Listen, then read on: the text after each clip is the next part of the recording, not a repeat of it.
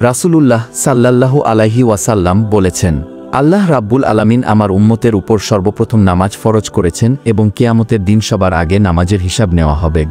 ভেবে দেখুন এ কথার মাঝে কত বিশাল দায়িত্ব আর সতর্কবার্তা রয়েছে।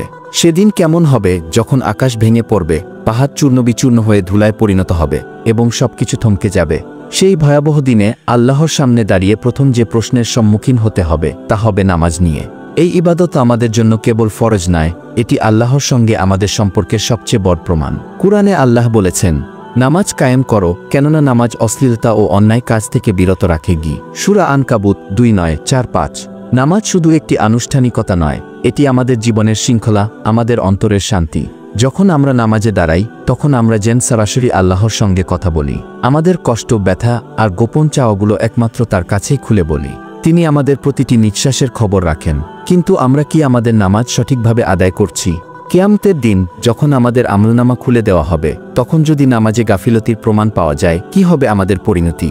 রাসূলুল্লাহ সাল্লাল্লাহু আলাইহি সাল্লাম বলেছেন, যার নামাজ ঠিক থাকবে তার সব আমল ঠিক থাকবে, আর যার নামাজ নষ্ট হবে তার সব আমলও নষ্ট হয়ে যাবে। তিরমিজি হাদিস 413।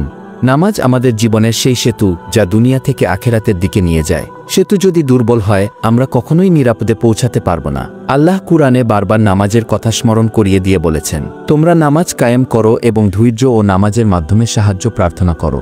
নিশ্চয়ই এটি কঠিন, কিন্তু যারা বিনয়ী তাদের জন্য সহজ। সূরা বাকারা 2:4-5। ভাই ও বোনেরা, আমাদের কাছে এখনো সময় আছে। আসুন আমরা তওবা করি এবং নিজেদের নামাজের প্রতি যত্নশীল হই।